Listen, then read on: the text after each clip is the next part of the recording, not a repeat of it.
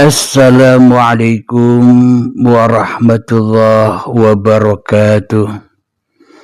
Orang-orang yang ahli kitab-kitab itu loh, yang hafal-hafal kitab-kitab itu loh, yang ngeyel dari kiblat Allah. Kenapa? Karena dirinya sudah merasa jadi ahli kitab, hafal kitab, jadi kiblatnya ya ke hawa nafsu, tak akan pernah bisa kembali ke kiblatnya Allah, tak akan pernah bisa kembali kepada lillah, akan tetapi kembali dan kembalinya ahli kitab hanyalah kepada hawa nafsunya sendiri-sendiri. Apa buktinya? Ya ayat ini.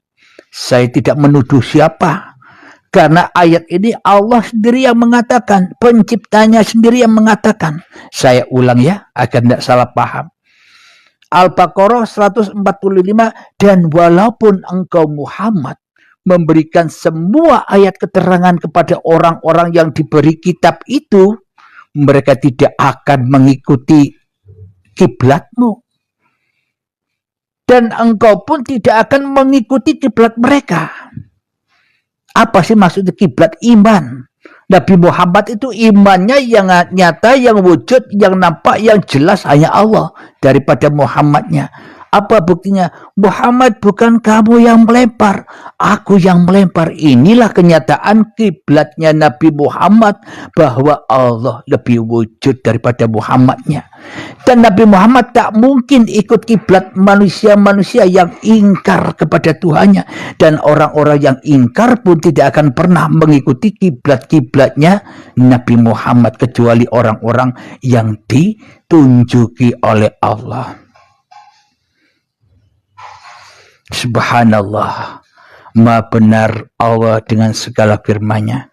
Saya buktikan lagi, syuhudul wahda fil kasra wa syuhudul kasra fil wahda, bahwa yang bisa menyaksikan Allah itu hanya Allah, bukan manusianya. Saya buktikan, biar saya tidak dikatakan ngecap, biar saya tidak dikatakan ngarti-ngartikan sendiri. Biar Allah saja yang menilai saya dan yang menilai Anda. Di dalam surat Al-Isra ayat yang ke-94, coba dibuka. Ayo kita buktikan bersama sahabat-sahabatku, agar para sahabat-sahabatku tidak ragu lagi akan kewujudan, kebesaran, kekuasaan Allah.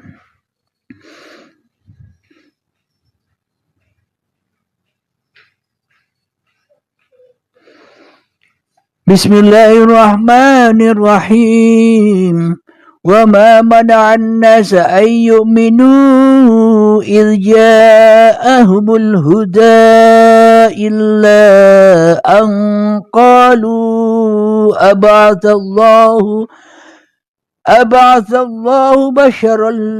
basharan rasulah, yang artinya, dan tidak ada sesuatu yang menghalangi manusia untuk beriman ketika petunjuk datang kepadanya selain perkataan mereka.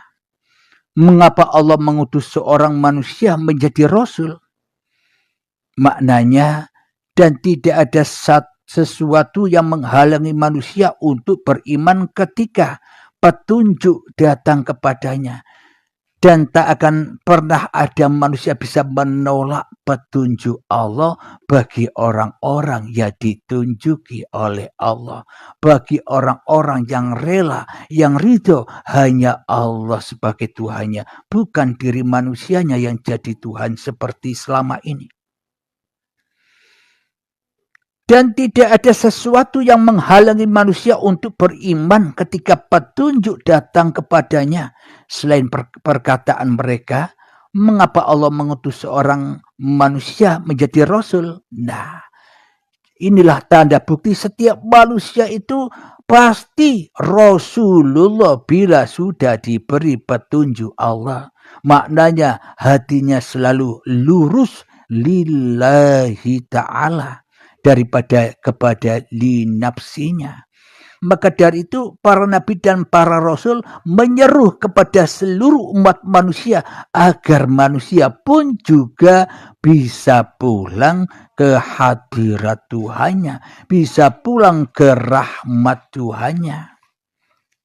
Ayat yang selanjutnya Al-Isra ayat yang ke-95. قل لو كان في الأرض ملائكة يمشون مطمئنين لنزلنا عليهم من السماء ملكا رسولا. Yang artinya, katakanlah Muhammad, sekiranya di bumi ada para malaikat yang berjalan-jalan dengan tenang, niscaya kami turunkan kepada mereka malaikat dari langit untuk menjadi rasul. Maknanya apa ini? Bagi orang-orang yang jiwanya tenang, damai, bahagia, enjoy saja, yaitulah utusan Allah itu. Ya ayyatuhan nafsul mutmainnah. Wahai jiwa-jiwa yang tenang, bagaimana sih caranya agar jiwa kita bisa tenang? Irji'i ila rabbiki radiyatan mardiyah. Pulangkanlah, relakan, ridhokan bahwa hidup dan badan ini bukan milikmu, wahai kitabun nafsi. Wahai orang-orang yang selalu membaca kitab hawa nafsunya. Untuk dipulangkan kemana? Semuanya hanya milik Allah. Relakan, ridhokan dengan sebenar-benarnya rela dan ridho. Bila sudah tak terakui lagi bahwa hidup dan badan ini milik manusiamu, maka Allah pun ridho. Allah pun ridho kepada hambanya. Kenapa? Karena hambanya sudah pulang kampung, sudah pulang kiblatnya kembali kepada Allah dari kiblat hawa nafsunya. Inilah yang dimaksud orang-orang yang tenang hatinya, yang bahagia hatinya, yang enjoy saja jiwanya menghadapi carut marutnya dunia ini. Setelah dikembalikan dengan rela dan ridho, maka pun Allah akan meridhoi manusianya. Maka fadkhuli fi ibadi.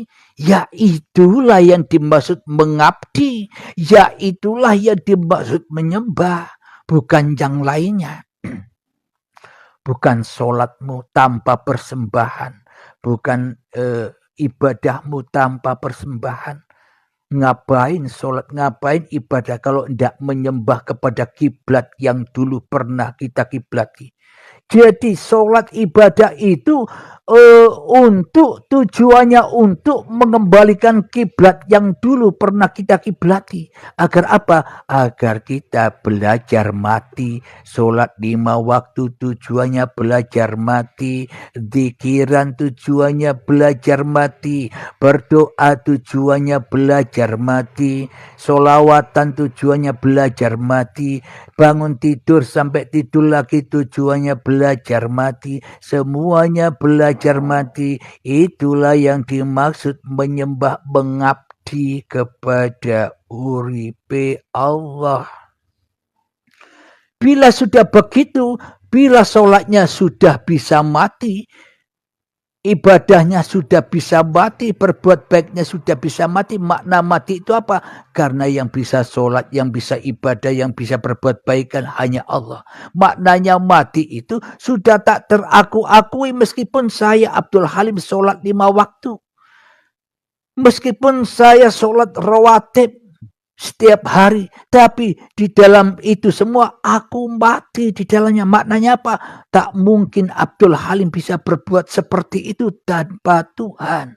Jadi yang bisa memberlakukan itu semua ya hanya Tuhannya, bukan Abdul Halimnya.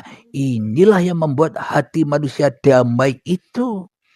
Allahumma shalli ala sayyidina Muhammad wa asghiri zalimin biwalimin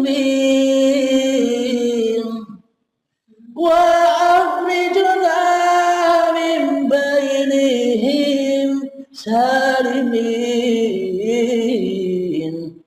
وعلى آله وصحبه أجمعين اللهم صل على سيدنا محمد وأسغير الظالمين بظالمين